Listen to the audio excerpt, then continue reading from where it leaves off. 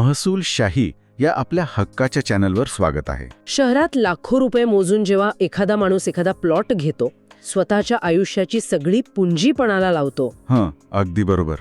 पण एका कागदावरील एका छोट्याशा मराठी अक्षरामुळे ती सगळी गुंतवणूक एका क्षणात पाण्यात जाऊ शकते. होय, फक्त एक अक्षर. हा विषय खरोखरच मालमत्ता खरेदी करणाऱ्या प्रत्येकाच्या जिव्हाळ्याचा आहे. हो ना.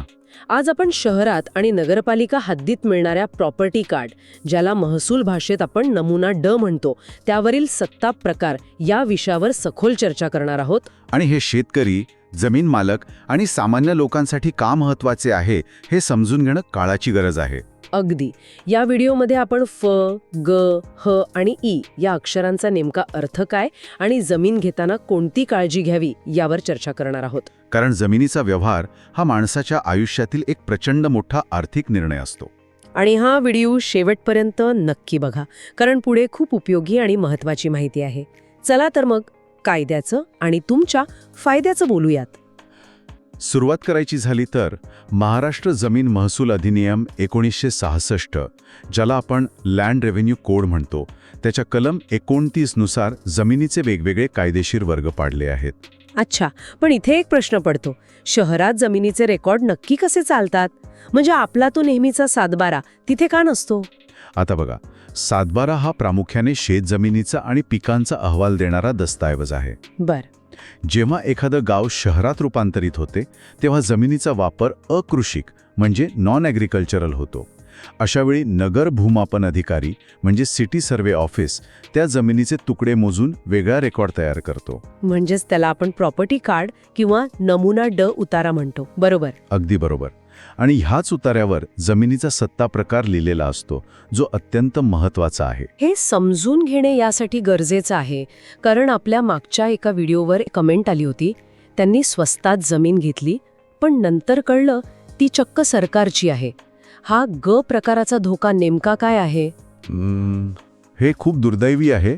महसूल रेकॉर्ड आणि कायद्यानुसार ग या अक्षराचा स्पष्ट अर्थ होतो राज्य शासनाची मालकी. ती जमीन 100% महाराष्ट्र शासनाशी असते. बापरे. आणि जर तिथे ग1 असं लिहिलेलं असेल तर ती मध्यवर्ती शासनाची म्हणजे थेट केंद्र सरकारची मालकी असते. या ग प्रकारातील जमिनीवर खासगी मालकी हक्क मिळवणे जवळपास अशक्य असते. म्हणजे एखादा माणूस पूर्ण स्टॅम्प ड्युटी भरून रजिस्टर ऑफिसमध्ये गेला तरी तो व्यवहार शून्य ठरतो. 100% शून्य ठरतो. ट्रान्सफर ऑफ प्रॉपर्टी ॲक्ट 1882 नुसार जी मालमत्ता मुळात तुमची नाही ती तुम्ही दुसऱ्याला विकूच शकत नाही. पण इथे लोकांचा एक मोठा गैरसमज आहे. लोकांना वाटतं एकदा का ताबा मिळाला की सरकारी जमीन पण नावावर करता येते. हा खूप मोठा धोकादायक गैरसमज आहे. करणाऱ्यांना घरे कशी मिळतात? ते म्हणजे SRA ही एक पुनर्वसन आणि कल्याणकारी योजना आहे. तिथे सरकार त्या व्यक्तीला त्या जमिनीचा मूळ मालक म्हणून मान्यता देत नाही. अच्छा, म्हणजे ती फक्त राहण्याची सोय असते. अगदी बरोबर. मालकी हक्क मिळवणे ही पूर्णपणे वेगळी कायदेशीर बाब आहे. महाराष्ट्र जमीन महसूल अधिनियमाच्या कलम 50 नुसार सरकारी जमिनीवरील अतिक्रमण काढण्याचे स्पष्ट अधिकार तहसीलदारांना आहेत. म्हणजे ताबा असला तरी मालकी मिळत नाही. पण समजा एखादा सामान्य नागरिक प्रामाणिक आहे, पण महसूल विभागाचे कर्मचारी जुने रेकॉर्ड्स ऑनलाईन करताना अ ऐवजी चुकीने ग टाईप करतात, तेव्हा काय? हो, अशी मानवी चूक अनेकदा घडते. हस्तलिखित रेकॉर्ड संगणकीकृत करताना डेटा एंट्री ऑपरेटरकडून चुका होतात. पण घाबरून जाण्याची गरज नाहीये. मग याची दुरुस्ती कशी करायची?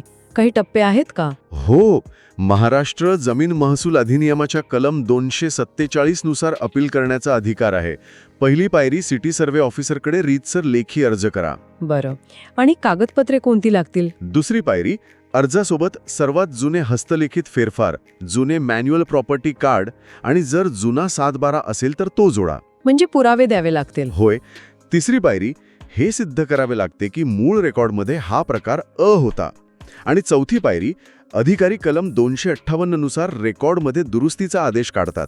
हे खूपच महत्त्वाचं सांगितलं तुम्ही. आता आपण फ प्रकाराकडे वळूया. म्हणजे हे असं झालं की सोसायटीतल्या कॉमन पार्किंगमध्ये आपण स्वतःची गाडी लावून ती जागा आपलीच आहे असा दावा करणे. अगदी चपखल उदाहरण दिलं. फ या अक्षराचा अर्थ होतो नगरपालिकेने सार्वजनिक कामासाठी धारण केलेली जमीन. म्हणजे रस्ते किंवा मैदाने? हो, रस्ते, खेळाची मैदाने, सार्वजनिक दवाखाने. आणि जर F1 असेल तर ती नगरपालिकेची व्यावसायिक जमीन असते. व्यावसायिक म्हणजे नगरपालिकेचे गाळे किंवा मार्केट. अगदी बरोबर. त्यामुळे एखादा बिल्डर अशा F किंवा F1 जमिनीवर स्वतःचा थेट मालकी हक्क सांगून ती विकू शकत नाही. हे तर खूपच स्पष्ट झालं.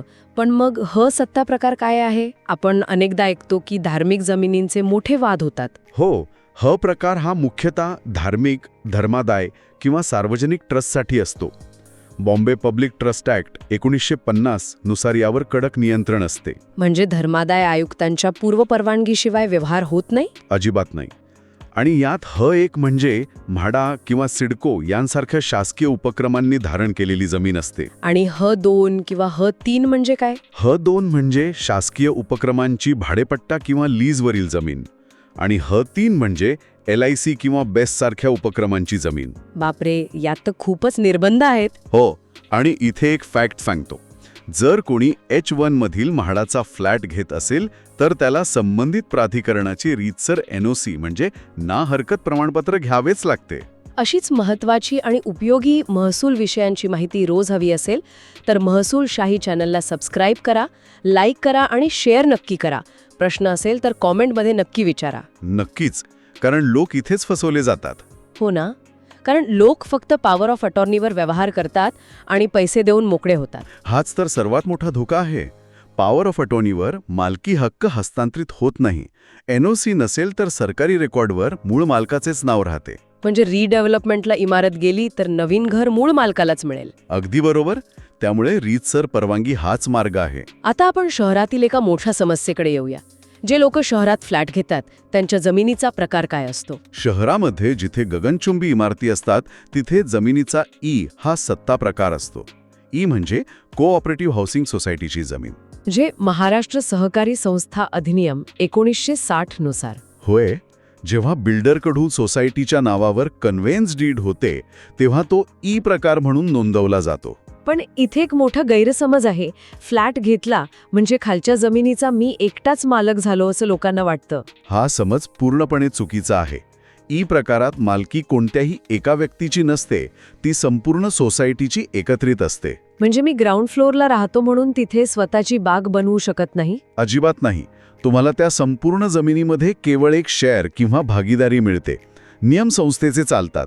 हे खूपच महत्वाचं आहे. पण मी एका ठिकाणी वाचलं होतं की ग्रामपंचायत हद्दीत याच अक्षराचा अर्थ वेगळा असतो. हो, हा एक अतिशय महत्त्वाचा कायदेशीर ट्विस्ट आहे.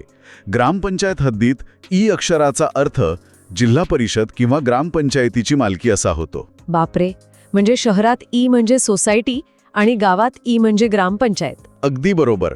आणि ग्रामपंचायत हद्दीत म्हणजे शासनाची मालकी असते. मग मला सांगा, एखाद्या सामान्य माणसाने घर बांधण्यासाठी सर्वात सुरक्षित सत्ता प्रकार कोणता मानला पाहिजे? ज्याची सगळे वाट पाहत असतात तो म्हणजे आणि एक सत्ता प्रकार. अच्छा, यालाच आपण भोगवटादार वर्ग 1 म्हणतो का? होय, या प्रकारात मालकी हक्कासाठी सर्वात सुरक्षित मानले जाते. सरकारची कोणतीही ढवळाढवळ नसते. म्हणजे आपण बँकेकडून कर्ज घेऊ शकतो किंवा कोणालाही विकू शकतो? 100%. खरेदी विक्रीवर कोणतेही कडक सरकारी निर्बंध नसतात. ती निर्धोक खाजगी मालकी असते. क्या बात आहे. मग जमीन घेण्यापूर्वी कोणती काळजी घ्यावी याचे काही साधे टप्पे सांगाल का? नक्कीच. पहिली गोष्ट, महाभूमी पोर्टलवर जा. बरं. दुसरी गोष्ट, तिथून नमुना उतारा डाउनलोड करा. तिसरी गोष्ट, सत्ता प्रकाराचे अक्षर तपासा. आणि निर्बंधांची माहिती कशी मिळेल? ती चौथी गोष्ट, उतार्याच्या खाली इतर हक्क असा एक रकाना असतो.